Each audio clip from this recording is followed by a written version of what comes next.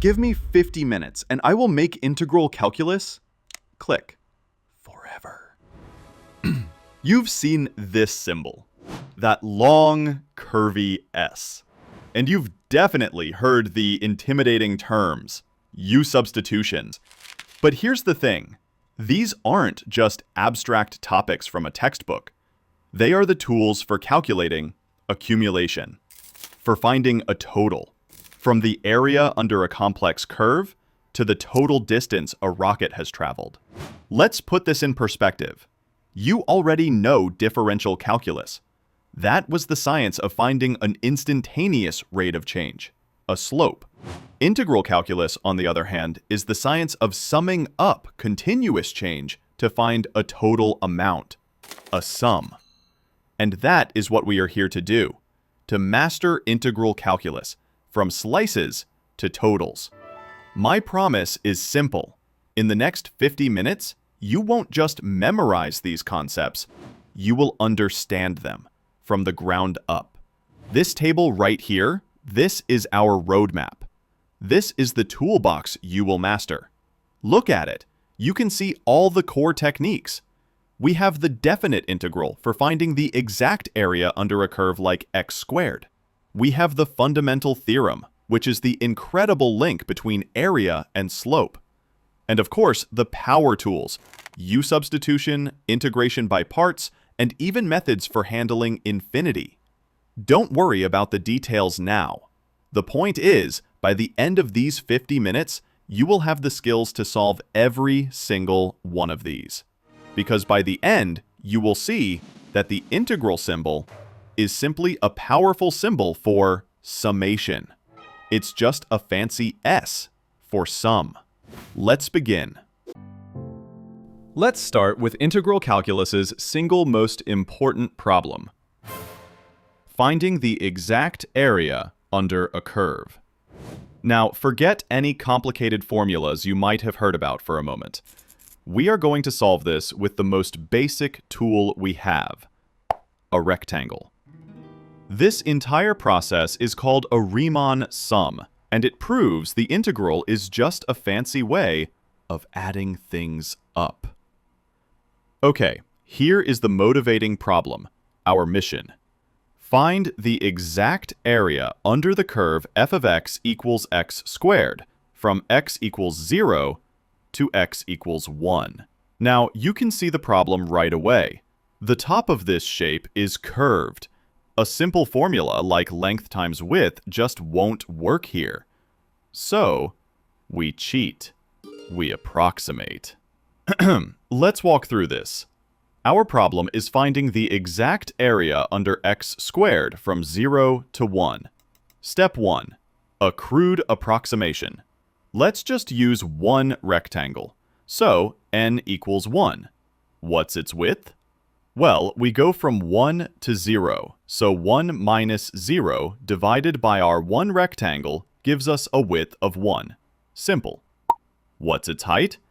Let's just take the height at the very end of the interval, at x equals 1. So f of 1 is 1 squared, which is 1. So the area is just width times height. 1 times 1, which is 1. A huge overestimate. You can see on the screen how much extra space that rectangle covers. Okay, let's try step 2, a better approximation. Let's use 4 rectangles this time, so n equals 4. The width of each little rectangle, our delta x, is now 0.25. The total area is approximately that width, 0.25, multiplied by the sum of all the rectangle heights. So we're adding up f of 0.25, f of 0.5, f of 0.75, and f of 1.0. That comes out to 0.25 times 0.0625 plus 0.25 plus, and so on. Our final area is 0.25 times 1.875, which equals 0.46875. Much better. We're getting closer. You see the pattern here, right? As we increase n, the number of rectangles, the error gets squeezed out. Just look at this table. For step 3, we're doing the squeeze. When the number of rectangles, n, is 10, the approximated area is 0.385.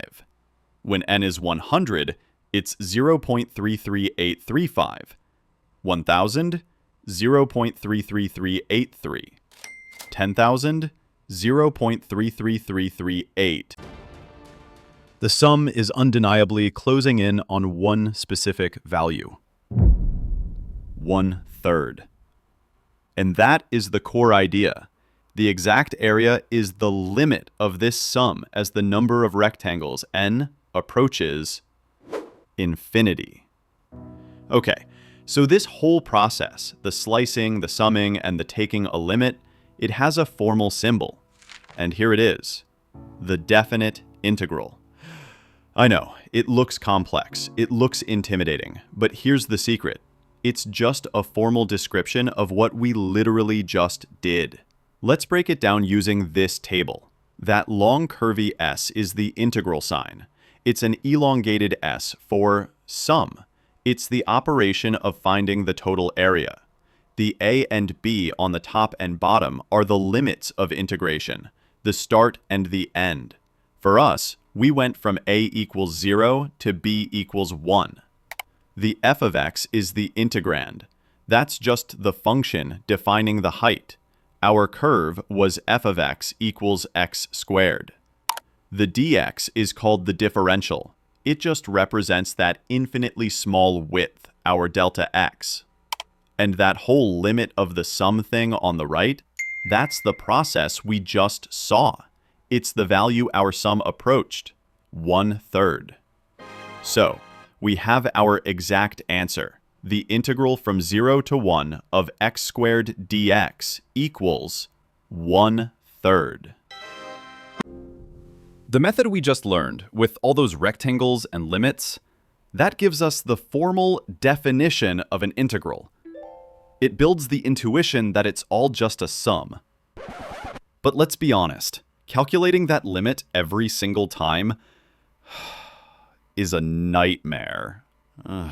It's slow, it's tedious, and it's complicated. But what if there was a better way? What if there was a shortcut? Well, there is, and it's called the fundamental theorem of calculus, and it provides a truly spectacular shortcut. This theorem, the FTC, reveals a stunning, deep connection between the two main branches of calculus. On one side, you have differential calculus, all about finding slopes. On the other, you have integral calculus, all about finding areas. The theorem states that these two are simply inverse operations. Think about that for a second. Taking an integral undoes a derivative, and taking a derivative undoes an integral.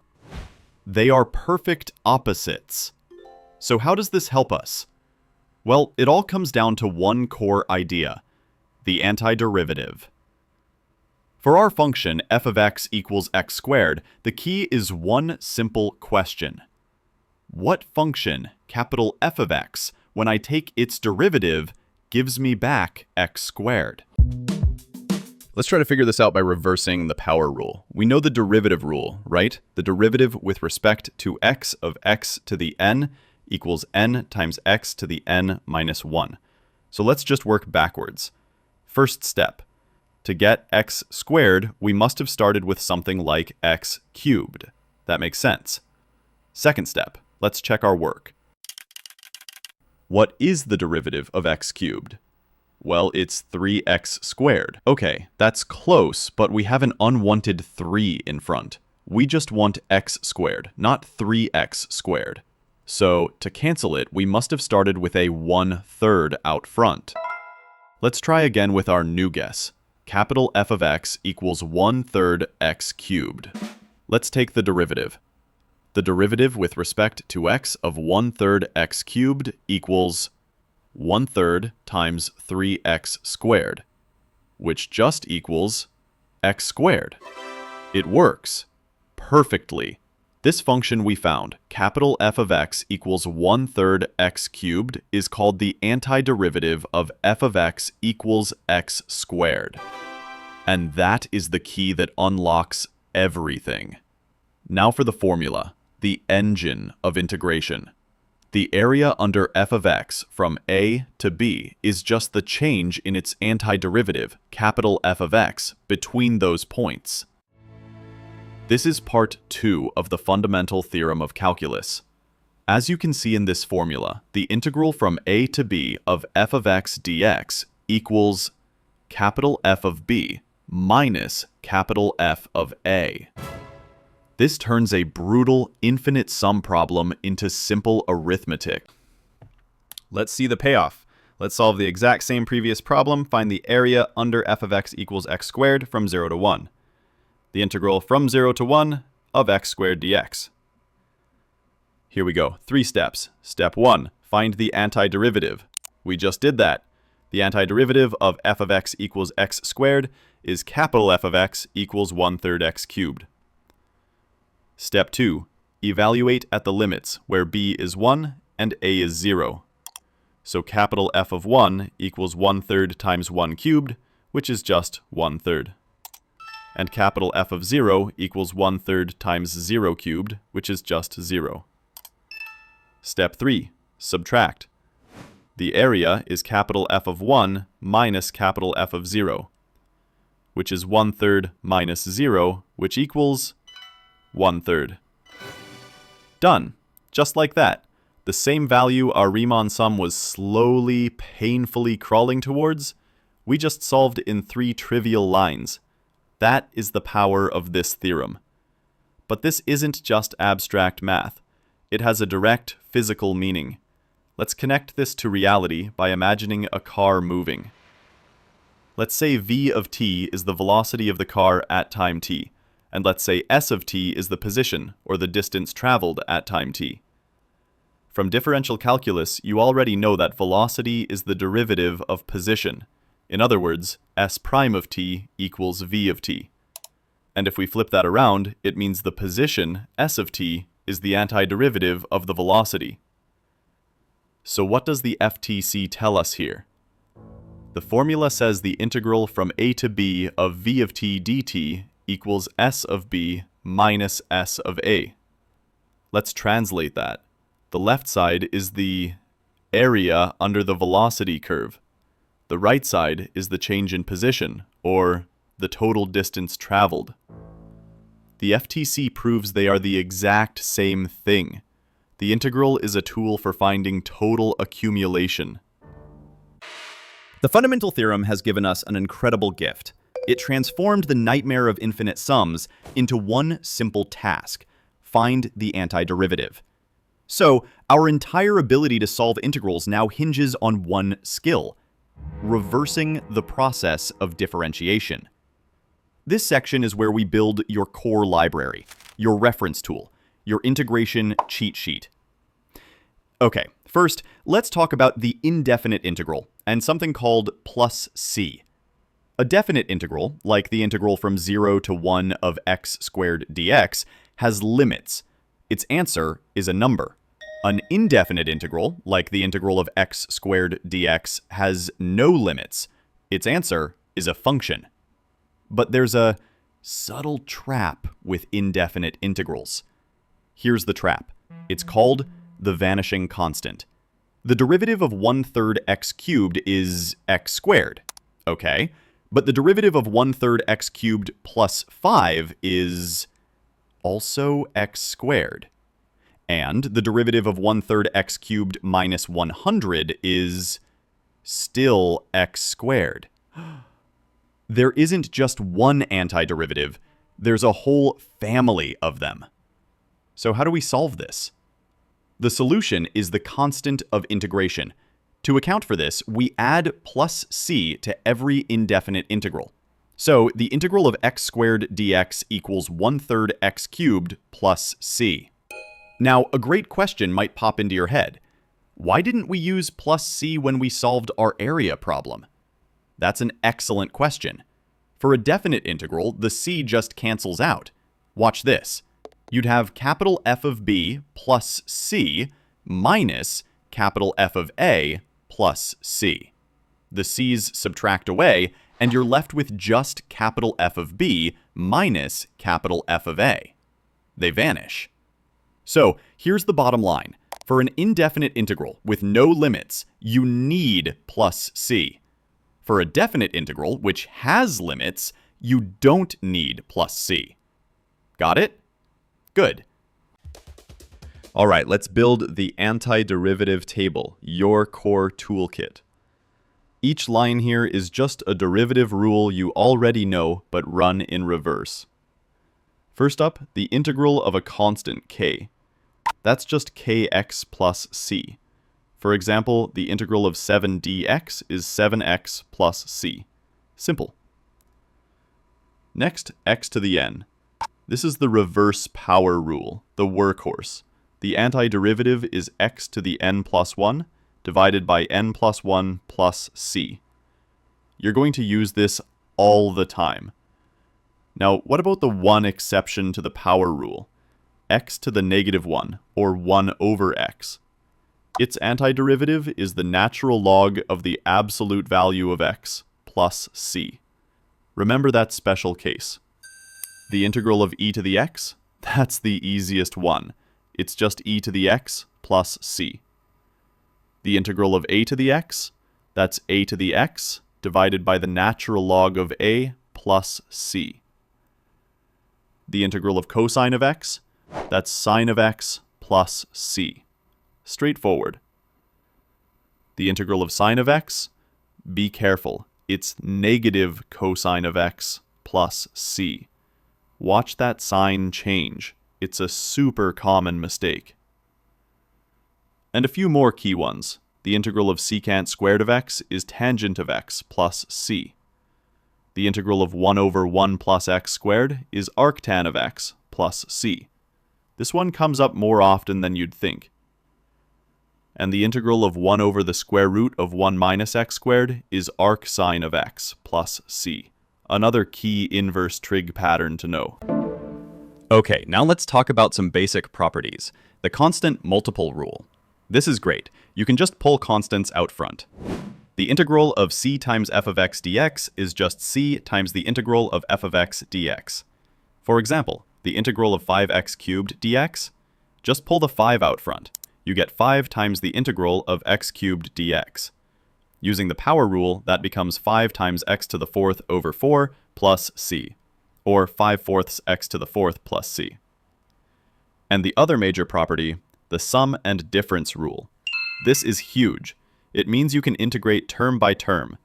The integral of f of x plus or minus g of x is just the integral of f of x plus or minus the integral of g of x. Let's do a quick example. Find the integral of cosine of x minus 4x dx. Step 1, split it. It's the integral of cosine of x dx minus the integral of 4x dx. Step 2, integrate the first term. That's sine of x. Step 3, integrate the second term.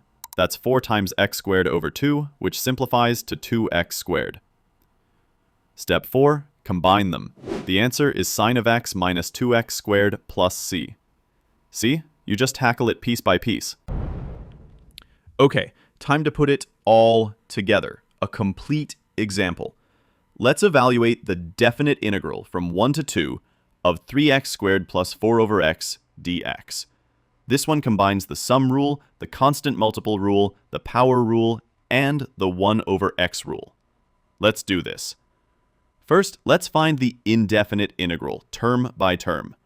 We can split it into the integral of 3x squared dx plus the integral of 4 over x dx.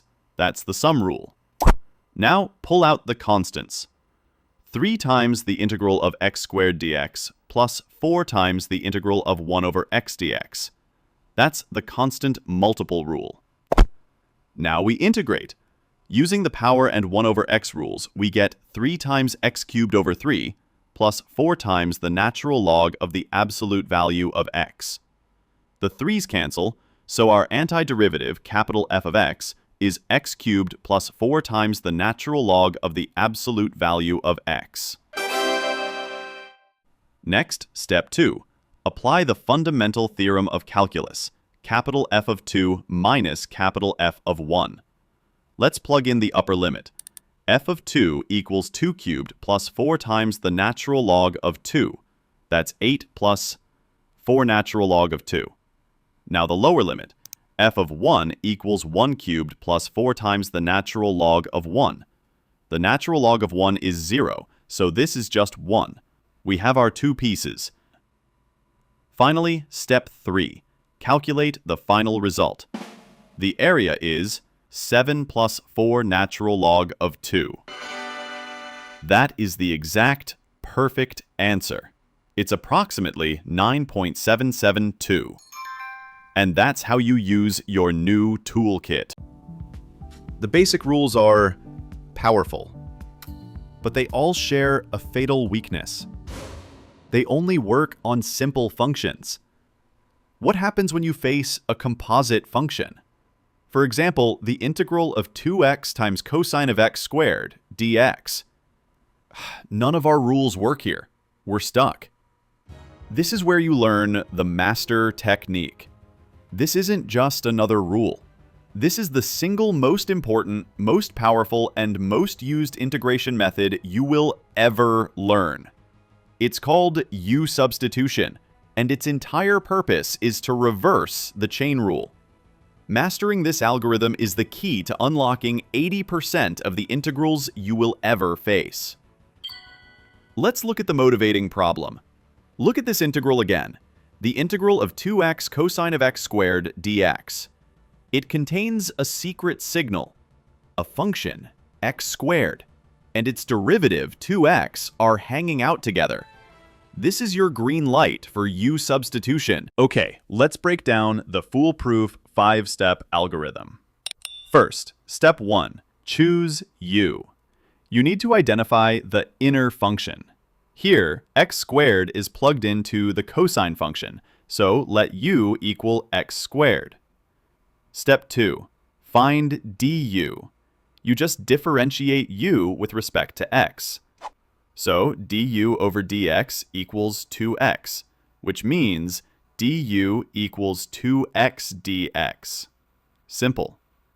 Step 3. Substitute. This is where the magic happens. We replace all the x terms with u terms. So, the integral of cosine of x squared times 2x dx becomes the integral of cosine of u du. Look how clean that is. The complex part just vanished. Step 4. Integrate. Now you solve the new, simpler integral. The integral of cosine of u du is just sine of u plus c. We know that one. And finally, step 5. Back substitute. The original problem was in terms of x, so our answer has to be 2. Just replace u with what it was, x squared. Final answer, sine of x squared plus c. And you can always check your work. Differentiate the answer with the chain rule.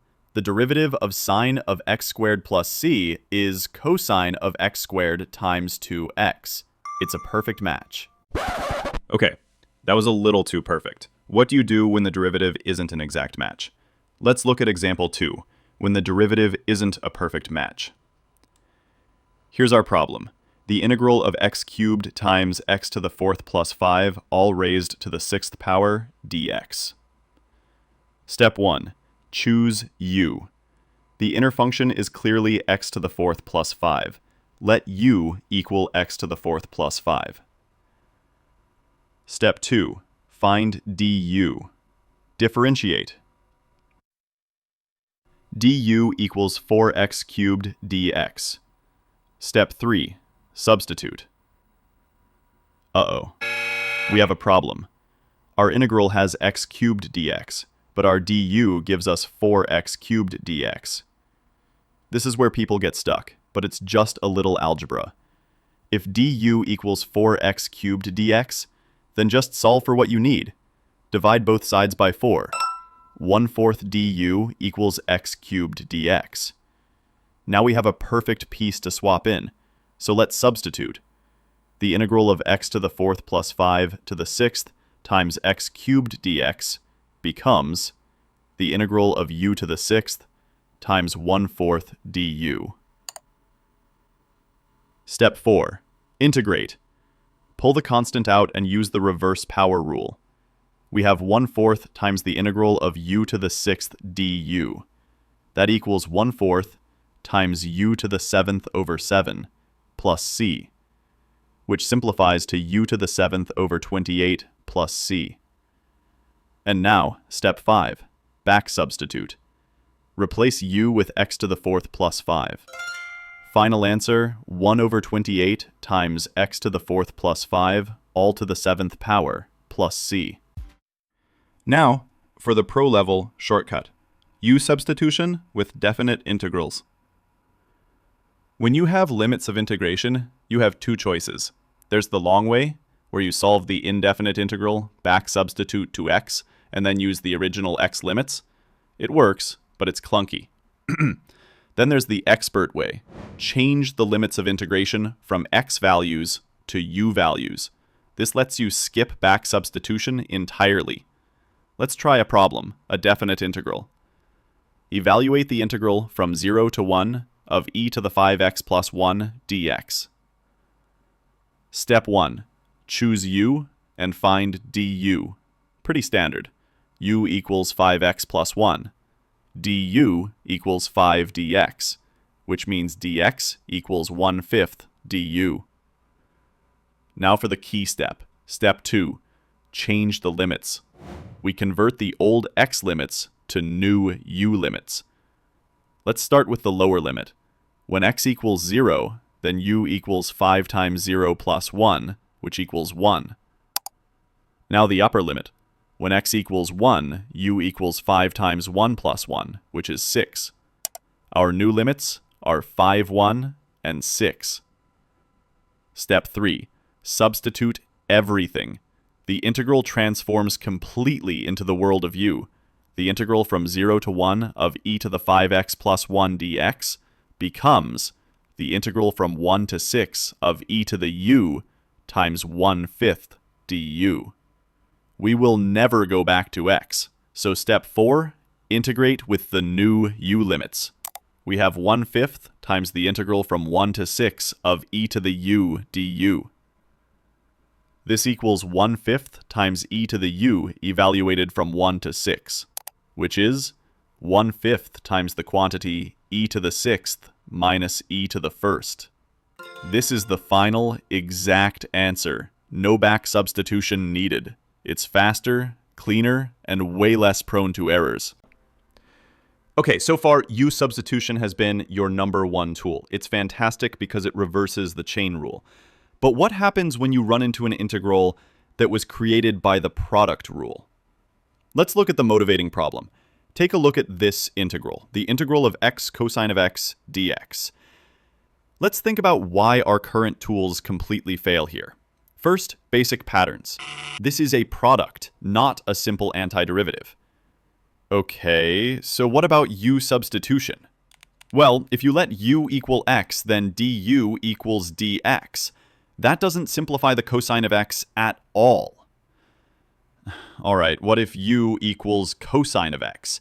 Then du equals negative sine of x dx. That doesn't remove the x out front. You're stuck. We need a new tool. This tool is integration by parts, and it is designed to reverse the product rule. So where does the formula come from?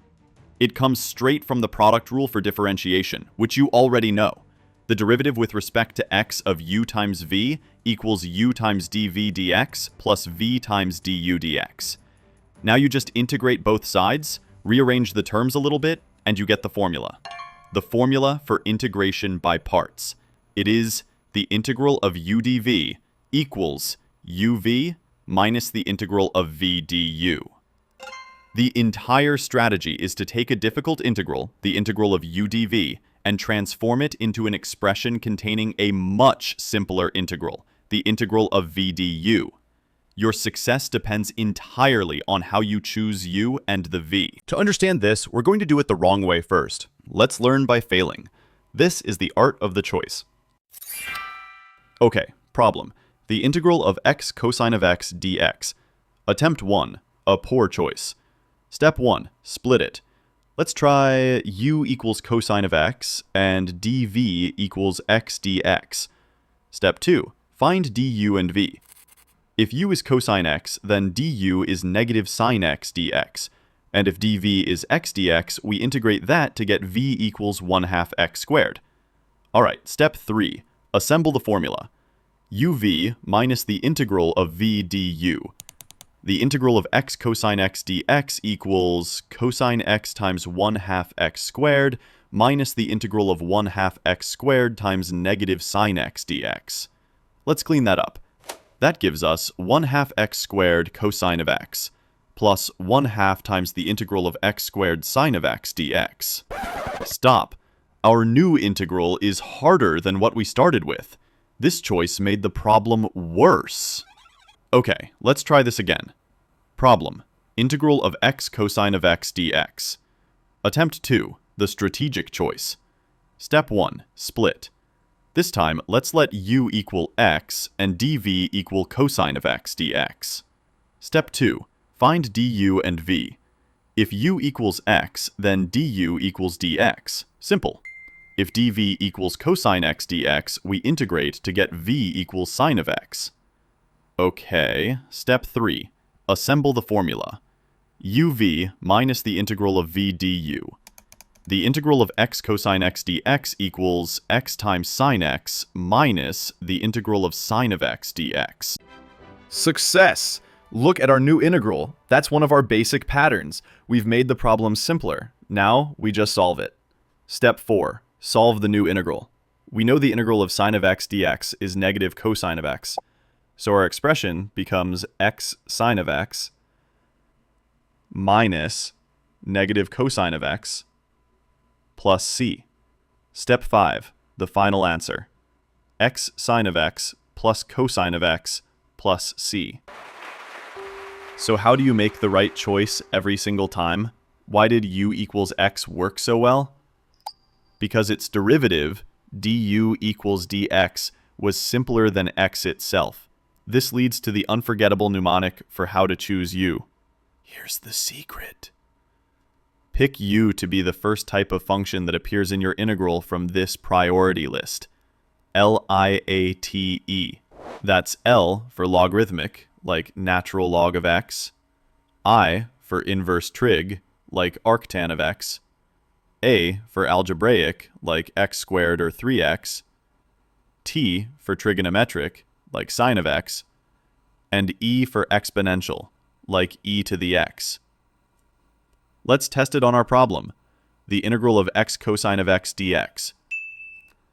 We have an algebraic function, x, and a trigonometric function, cosine of x. In Liate, a comes before t, so we correctly choose u equals x. It works, every time. Now for the natural log of x trick. Let me show you its unexpected power. What about this integral, the integral of natural log of x dx? This doesn't look like a product. Or is it? We can rewrite the integral of natural log of x dx as the integral of natural log of x times 1 dx. Haha. Now we use Liate. We have a logarithmic function, natural log of x, and an algebraic function, the number 1. L is the highest priority. So step 1, we split. U equals natural log of x, and dv equals 1 dx. Step 2, find du and v. The derivative of natural log x is 1 over x, so du is 1 over x dx. The integral of 1 is just x, so v equals x. Step 3, assemble. The integral of natural log of x dx equals natural log of x times x minus the integral of x times 1 over x dx. Step 4, solve and simplify. That becomes x times the natural log of x minus the integral of just 1 dx. And the final answer is x times the natural log of x minus x plus c. This is a classic, powerful result that you can only get using integration by parts. We've mastered reversing the chain rule and the product rule, but a new enemy awaits: rational functions. First question: How would you solve this? The integral of 1 over x squared minus 4 dx. Let's think. U-Substitution? No obvious inner function. Integration by parts? It's not a product of two different types of functions. We're stuck again. But what if I told you the solution has almost nothing to do with calculus? What if it's just a clever algebra puzzle? That's exactly what partial fraction decomposition is. It's an algebraic method for taking one complicated fraction and ripping it apart into a sum of several simple fractions. Our mission is to break 1 over x squared minus 4 into simpler pieces. The core idea is that this complicated fraction came from adding two simpler fractions together. Something like a over x minus 2 plus b over x plus 2. So let's do it. Step 1. Factor the denominator.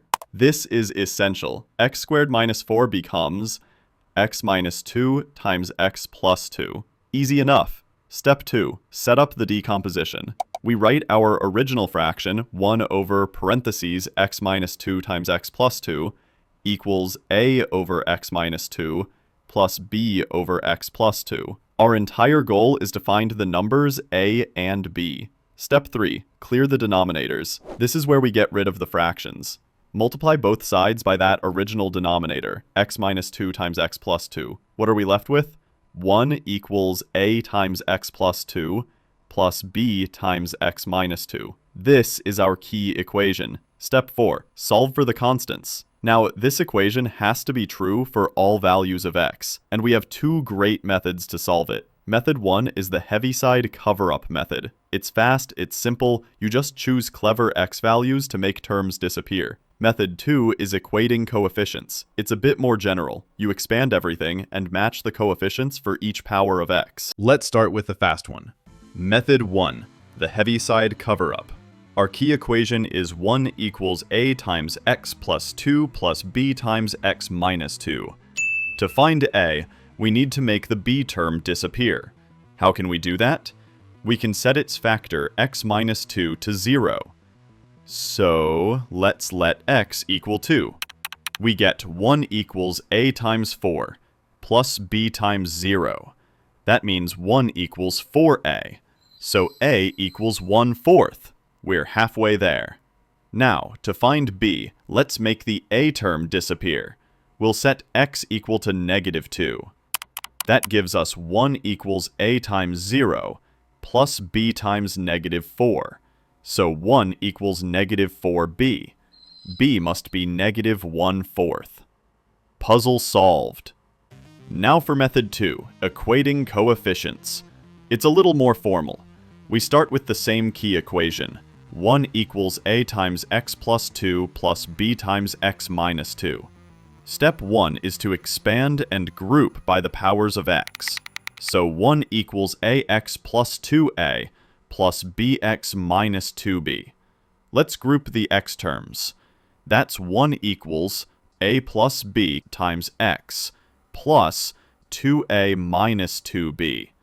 Step 2, we match the coefficients. The left side is really just 0x plus 1. So, for the x to the power of 1 terms, a plus b must equal 0. For the constant terms, 2a minus 2b must equal 1. Step 3 is just to solve that system of two equations. And when you do, you get the exact same answer. A equals 1/4 and b equals -1/4. Step 5. Rewrite and solve the integral. This is the payoff. Now we replace our one difficult integral with two simple ones. The integral of 1 over x squared minus 4 dx becomes the integral of 1/4 over x minus 2 plus -1/4 over x plus 2 all dx. Let's pull out those constants. That equals 1/4 times the integral of 1 over x minus 2 dx minus 1/4 times the integral of 1 over x plus 2 dx. And what's the final answer? Both of these are just the natural log rule from our toolkit. The answer is 1/4 natural log of the absolute value of x minus 2 minus 1/4 natural log of the absolute value of x plus 2 plus c. We turned an unsolvable problem into 2 easy logs. But before you get too excited, you need to watch out for these traps. Trap 1, the degree check. Partial fractions only works if the numerator's degree is less than the denominator's degree. So for example, the integral of x plus 1 over x squared minus 4 dx. This works. Numerator degree is 1, denominator is 2. Okay. But this one, the integral of x cubed plus 2x over x squared minus 1 dx, this doesn't work. The numerator degree is 3, denominator is 2. You would need to do polynomial long division first. Trap 2. Repeated factors. When a factor appears multiple times, you need separate terms for each power. So if your problem is the integral of 3x plus 1 over parentheses x minus 2 squared times x plus 1, this setup is wrong. A over x minus 2 squared plus b over x plus 1. You're missing a term. The correct setup is a over x minus 2 plus b over x minus 2 squared plus c over x plus 1. Each power gets its own term. And trap 3, irreducible quadratics. These are quadratic factors that can't be factored any further, and they need linear numerators. Look at this problem. The integral of 5x squared plus 3x plus 1 over x minus 1 times x squared plus 1. Note that x squared plus 1 has no real roots. You can't factor it. So this setup is wrong. A over x minus 1 plus b over x squared plus 1. That constant numerator is the mistake. The correct setup is a over x minus 1 plus bx plus c over x squared plus 1. You need that linear numerator, bx plus c. Keep these rules in mind and you'll be unstoppable. You now have a powerful set of tools. But your journey isn't over. We have to confront 2 final challenging questions. First, what happens when the area you want to measure is infinitely long? And second, what do you do when a function has no formula for its integral? Let's start by taming infinity. Part 1. Improper integrals. Here's the motivating problem. Find the area under the curve f of x equals 1 over x squared from x equals 1 to x equals infinity. The integral from 1 to infinity of 1 over x squared dx. As you can see, this region goes on forever. Your intuition might scream that the area must be, well, infinite. But let's test that idea. Here's the problem. Infinity isn't a number. You can't just plug it into the fundamental theorem of calculus. So we have to be clever. We're going to sneak up on infinity using a limit. Here's the approach for the integral from 1 to infinity of 1 over x squared dx. Step 1. Replace infinity with a variable. We'll just swap out infinity with a placeholder. We'll call it b, and then let b approach infinity. So we have the limit as b approaches infinity of the integral from 1 to b of 1 over x squared dx. Easy enough. Step 2. Solve the definite integral. So we focus on the integral part. We take the limit as b approaches infinity of, well, the antiderivative of 1 over x squared is negative 1 over x. We evaluate that from 1 to b. Plugging in the limits gives us the limit as b approaches infinity of negative 1 over b minus negative 1 over 1, which simplifies to the limit as b approaches infinity of 1 minus 1 over b. Okay, we're at the final step. Step 3. Evaluate the limit. As b gets unimaginably large, what happens to that tiny fraction, 1 over b?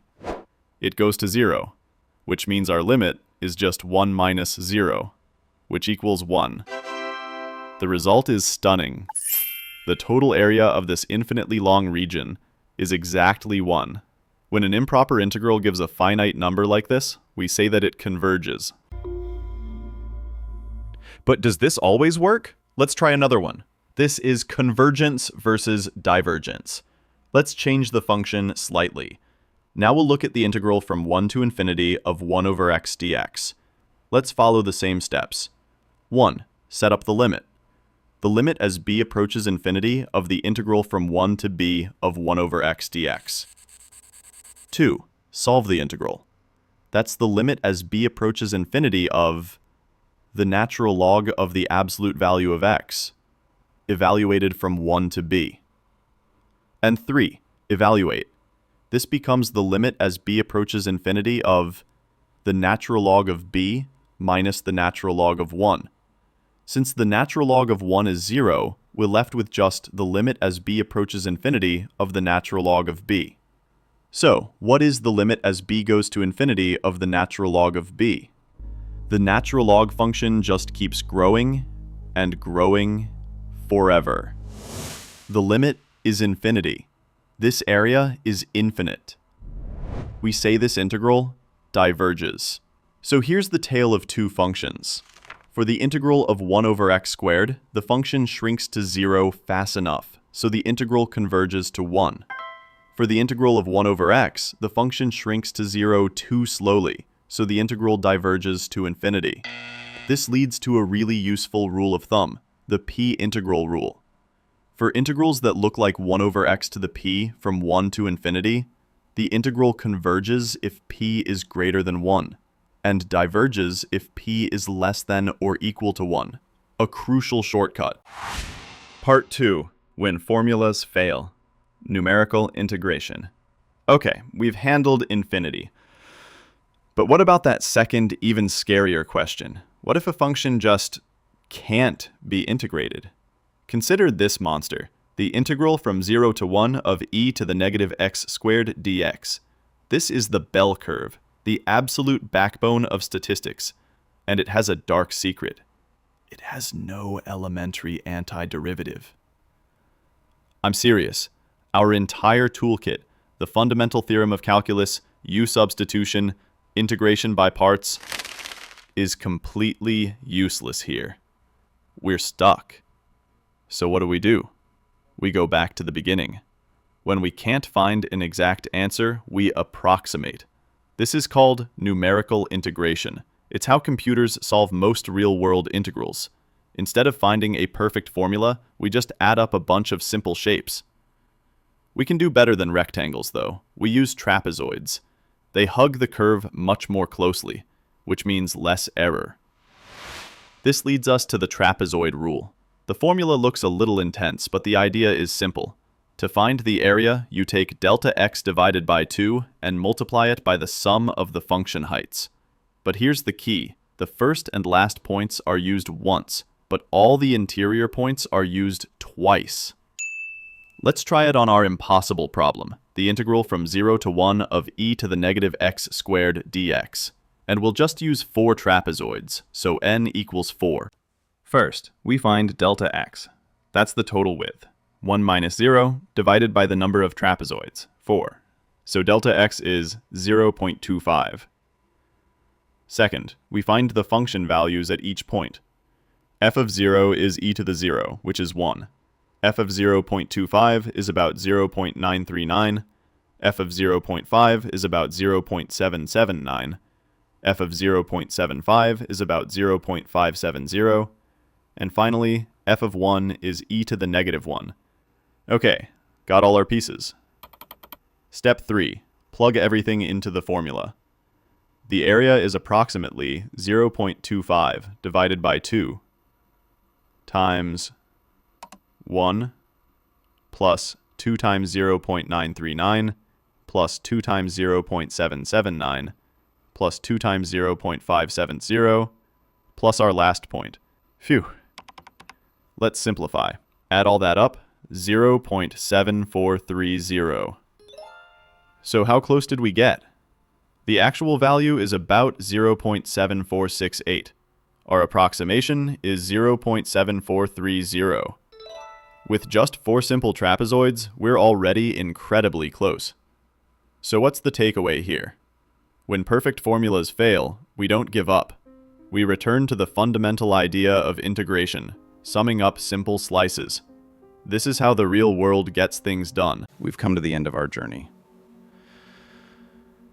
We have systematically deconstructed integral calculus from the intuitive, foundational concept of a Riemann sum to the incredible power of the fundamental theorem and all the master techniques that make it work.